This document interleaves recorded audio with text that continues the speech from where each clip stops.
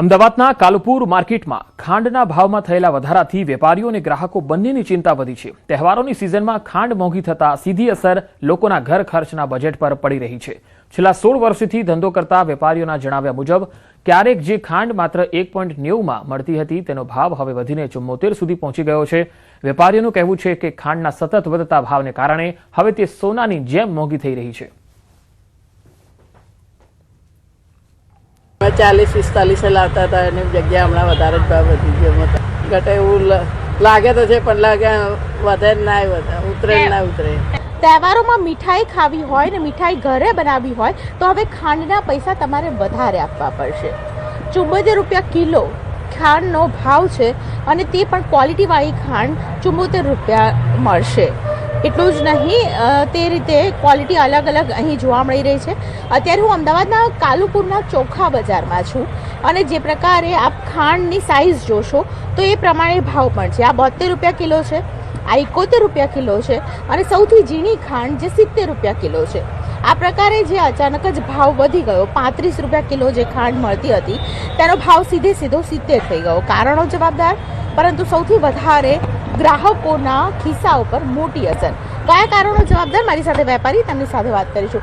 બજારના ભાવ ઓછા હોય છે પણ અત્યારે મિલવાળાઓ એટલા બધા ભાવ વધારી દીધા છે ને એના હિસાબે અમારે ભાવ વધારવા પડ્યા છે। આ ખાંડ જે 70 વાળી ડબલ એસ ક્વોલિટીમાં કોલ્હાપુરની ખાંડ છે મહારાષ્ટ્રની એ સારી આવે છે। હમણાં 55 રૂપિયા ભાવ હતો એના 70 રૂપિયા થઈ ગયા છે। રોજ 2 થી 3 રૂપિયાની એવરેજ છે વધવાની। એટલે કાલે તમે અત્યારે મેં જે જોયો છે 74 એ વધી જશે। હા, એ રૂપિયા વધી જશે। હજી હમણાં લાગે છે વધશે કેમ કે ઘણી મિલોએ ભાવ હમણાં નક્કી કરી નાખ્યા એ પ્રમાણે ભાવ લે છે। અચ્છા, તમને પ્રોબેબલી કારણ કયા જવાબદાર લાગે છે કે ખાંડનો ભાવ અમને એવું સંભળાવ્યું છે કે ઇથોનોલ બને છે ખાંડના રસમાંથી, પેટ્રોલ એ પેટ્રોલમાં જાય છે અને 20% ખાંડ પેટ્રોલમાં જાય છે। એટલે 80% ખાંડ છે ને એ બજારમાં પૂરતી નથી। ખાસ કરીને અંદાજ એવો આપવામાં આવી રહ્યો છે કે ભાવ ઘટશે નહીં, વધશે। જે રોજે રોજ 2 થી 3 રૂપિયા જે ભાવ વધારો થઈ રહ્યો છે તેને કારણે બજારમાં એક ચિંતા પણ ઉદ્ભવી રહી છે। કેમેરા પર્સન હિરેન શાહ સાથે દીપિકા કુમાર, ન્યૂઝ 18 ગુજરાતી, અમદાવાદ। મહેસાણાની શિવ વાટિકામાંથી પરિણીત યુવતીના અપહરણના મામલે વિવાદ વકર્યો છે। યુવતીએ પ્રેમ લગ્ન કર્યા બાદ પરિવાર તેને ઉઠાવી ગયો હોવાના આરોપ સાથે યુવતીના પરિવાર સામે ગુનો નોંધાયો હતો। આ ફરિયાદ બાદ મોટી સંખ્યામાં પાટીદારો મહેસાણા A ડિવિઝન પોલીસ સ્ટેશને પહોંચ્યા। પોલીસ સ્ટેશનના પટાંગણમાં ધરણા કર્યા। યુવતીના પરિવારની પણ ફરિયાદ નોંધવાની માંગ સાથે તેની માતાને માર મારવામાં આવ્યો હોવાનો આક્ષેપ થયો। ફરિયાદ નોંધવામાં નહીં આવે તો ઉગ્ર આંદોલનની ચીમકી અપાઈ છે। એટ્રોસિટીની ખોટી ફરિયાદ નોંધાઈ હોવાના આરોપ કરી તેને રદ કરવાની પણ માંગ કરાઈ છે।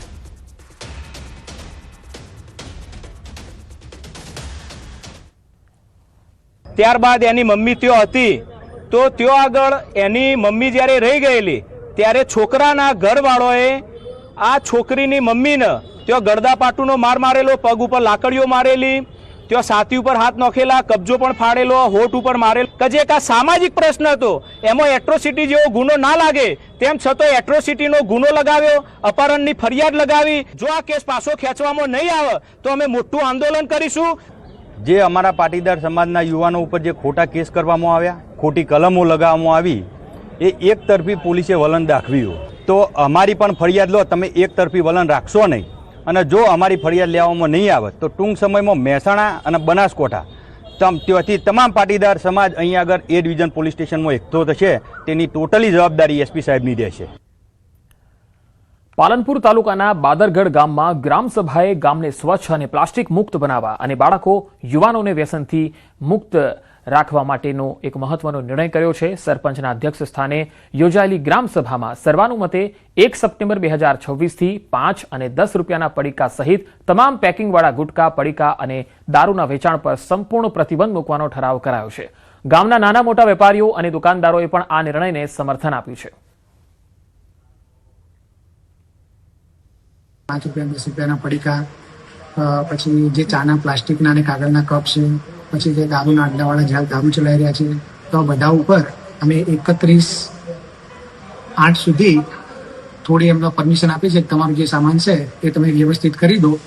જો 1લી તારીખ પછી કોઈ પકડાશે તો એમને 1000 રૂપિયા દંડ, અને તો પણ જો આગળ કંઈક કરશે કે એમના નળ કનેક્શન અને વીજ કનેક્શન કાપી દેવામાં આવશે. જે દારૂ જેવા જે દૂષણો છે એનાથી સમાજને જે નુકસાન થાય છે એ નુકસાન અટકશે અને ગામને હજી પણ આપણે વધુ સારી પ્રગતિ બાજુ લઈ જઈ શકશું. ગ્રામસભામાં નક્કી કરાયું છે કે પ્રતિબંધ બાદ કોઈ વેપારી પડીકાનું અથવા કોઈ વ્યક્તિ દારૂનું વેચાણ કરતા ઝડપાશે તો તેને ₹1000નો દંડ ફટકારવામાં આવશે. ઉપરાંત ઠરાવનું ઉલ્લંઘન કરનાર સામે નળ અને વીજ કનેક્શન કાપવા જેવી વધુ કડક કાર્યવાહી અંગે પણ સહિયારો નિર્ણય કરવામાં આવ્યો. બાળકોના આરોગ્ય અને યુવાનોના ભવિષ્યને સુરક્ષિત રાખવા અને ગામને સ્વચ્છ, સુંદર અને પ્લાસ્ટિક મુક્ત બનાવવાના હેતુથી લેવાયેલો આ નિર્ણય કેટલો અસરકારક સાબિત થાય છે તે જોવું રહ્યું.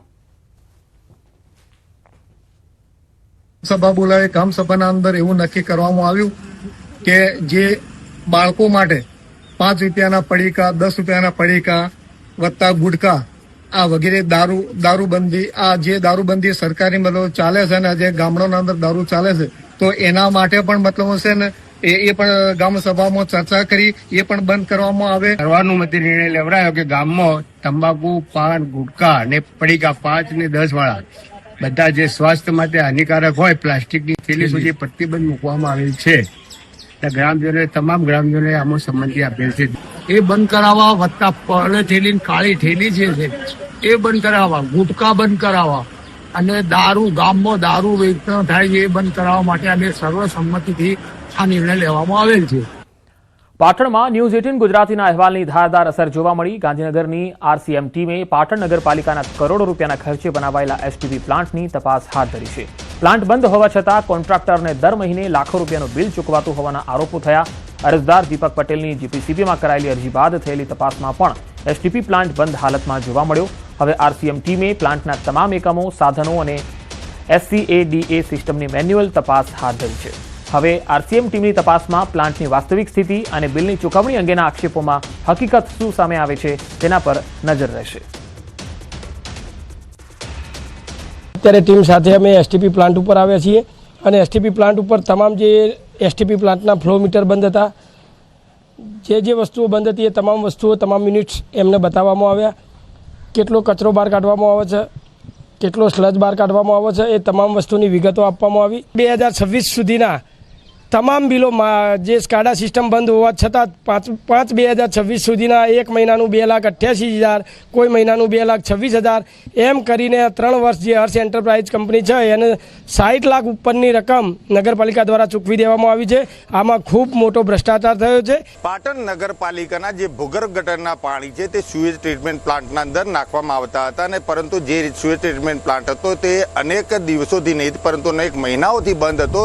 તેવી એક પાટણના શહેર કોંગ્રેસના પ્રમુખ છે તેમને અરજી કરી હતી GPCBના અંદર અને GPCBની ટીમ આવીને સમગ્ર અહેવાલ પ્રસારિત કર્યો હતો. જે રીતના અત્યારે આપ જોઈ શકો છો મારી પાછળ કે જે ગાંધીનગરથી પણ હવે ટીમ આવી ગઈ છે. જે સુએજ ટ્રીટમેન્ટ પ્લાન્ટ છે ત્યાં આગળ આવીને તપાસ કરી રહી છે. તમામ પ્રકારના જે એકમો છે તેને બારીકાઈથી અત્યારે ચકાસણી કરી રહી છે અને જે આ STP પ્લાન્ટ છે તે કેટલા મહિનાથી બંધ છે, તે કેટલી ગુણવત્તાવાળો છે, કેટલા રૂપિયા આના કેટલા મહિનાથી ચૂકવાઈ રહ્યા છે તે તમામ પ્રકારની અત્યારે તપાસણી થઈ રહી છે. સ્વાભાવિક રીતે જે રીતના થોડા દિવસો પહેલા પાલનપુરથી ગુજરાત પોલીસ કંટ્રોલ બોર્ડ દ્વારા તપાસ કરવામાં આવી હતી અને તપાસના અંદર જ્યારે તપાસ કરી હતી તે સમયે આ STP પ્લાન્ટ હતો તે સંપૂર્ણપણે બંધ જોવા મળ્યો હતો અને તે જે સમગ્ર અહેવાલ હતો તે ન્યૂઝ 18 ગુજરાતી પર પ્રસારિત કરવામાં આવ્યો હતો.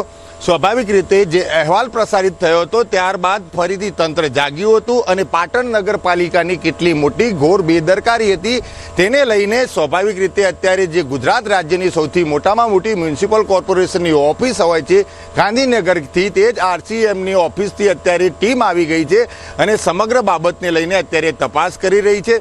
જે વિવાદિત જગ્યા છે STP પ્લાન્ટ છે ત્યાં આગળ આવીને અત્યારે તપાસનો દોર ધમધમાટ તમામ પ્રકારની અત્યારે તપાસ શરૂ કરી દેવામાં આવી છે અને જે રીતના આ પ્લાન્ટ છે તે પ્લાન્ટ કેટલા મહિનાથી બંધ હતો અને બંધ હતો તેમ છતાં પણ કેટલા લાખો રૂપિયા ચૂકવી દેવામાં આવ્યા છે તે તમામ પ્રકારની અત્યારે પૂછપરછ જે પ્લાન્ટના જે કોન્ટ્રાક્ટર છે તેના દ્વારા અત્યારે કરવામાં આવી રહી છે. એક બીજી મહત્વની વાત તો એ છે કે જે અત્યારે આ જે STP પ્લાન્ટ છે તે STP પ્લાન્ટ આમ જ્યારે પણ GPCBની ટીમ અહીંયા આગળ તપાસ માટે આવી હતી ત્યારે બંધ હાલતમાં જોવા મળ્યો હતો પરંતુ અહેવાલ પ્રસારિત કર્યા બાદ જે